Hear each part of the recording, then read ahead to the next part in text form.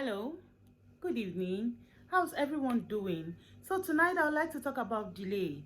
I know that for every human being out there, there may be a point in your life where you have faced one delay or the other. Your delay could be at the point where you were expecting something to come true for you at a particular time and it didn't come true. Your delay could be in the instance where you are married and you're expecting to give birth to your children, and then there's this delay that is, you know, making it not to happen when you expect it to happen and when people expect it to happen. And being African, in Africa, they expect that the moment you get married, the next thing that you should be talking about is having children. So the discussion we're having today is about how delay can impact our lives in various ways. All right, now I'm talking from the point of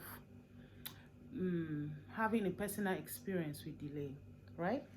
I have faced delays in several ways. I have been I wouldn't say a victim of delay, because for everything that happens on the earth, there is a reason.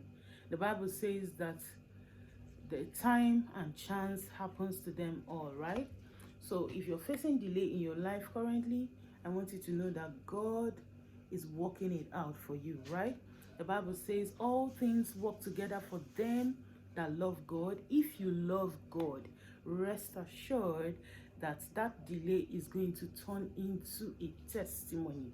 All right, now I have faced delays in various aspects of my life. One of the aspects I have faced delay in is in childbearing. Now, I got married and I didn't take in immediately. The very next year, I took in, I had my child, and then after that, when I wanted the next pregnancy, I took in, but we had an accident and I lost that pregnancy. Now, after that, it's been 11 years, no pregnancy. And now the African culture expects you to have your children as you get married. They expect you to, give birth often. So when there's delay, what do you do? How do you handle delay? How do you handle the stares? How do you handle the look? People look at you, that look like, what's happening? Some people can't even hide it. They come to you and then they say, why are you wasting time now? Why are you doing this? Why are you doing that? They don't even know the situation you're in. They don't know the battles you're fighting. They don't know if you decided to stay away from having kids for the moment. That's how we are in Africa. And it's wrong.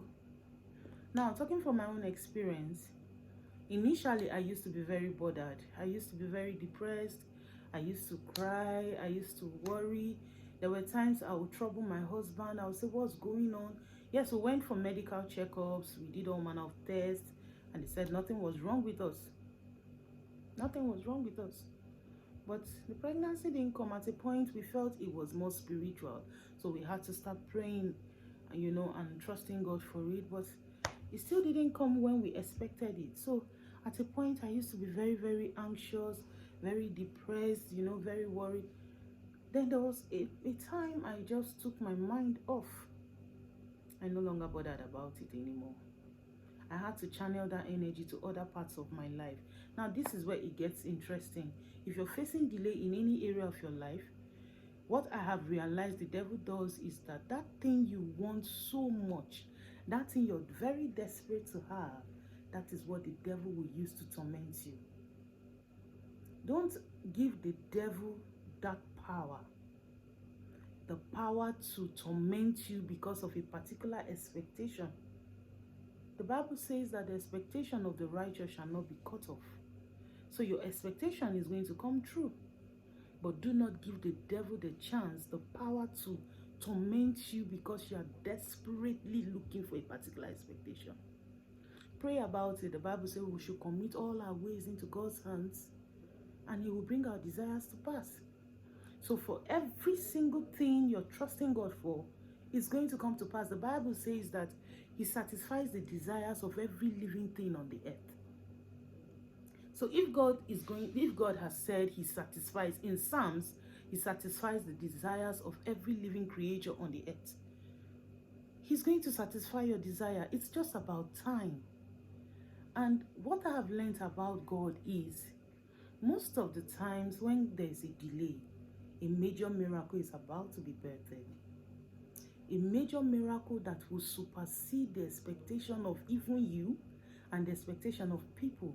The Bible says that when there was a particular child in the Bible, Samuel, you remember when Hannah was trusting God for the child Samuel, Peninnah was mocking her, but she kept crying. You know, mockery is part of what we that face delay experience. People mock us. So what? When people mock you, it's a setup for a makeover by God. When people mock you, it's a setup for a makeover by God. God is about to make you. And I tell you, if God makes you, you will forget your years of mockery. So when Hannah was mocked, she never knew that a major prophet was about to be birthed.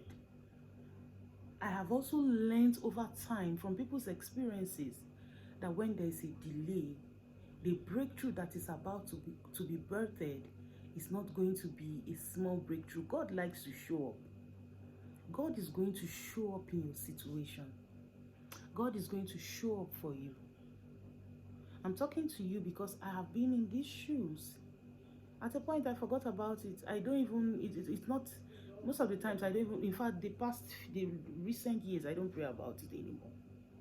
Because I know when it will be time, God is going to show up through my life. So I don't bother about it. So please don't allow yourself to be so engrossed with the fact that you have been expecting your miracle has not yet happened, and then you give the devil power to torment you. Whatever you crave so much, the devil uses it against you. All right? So I would like to stop here because I wouldn't want this video to become too long. But in my next video, I'm going to tell you how to maximize your waiting period. Because there are things you should use your waiting period to do.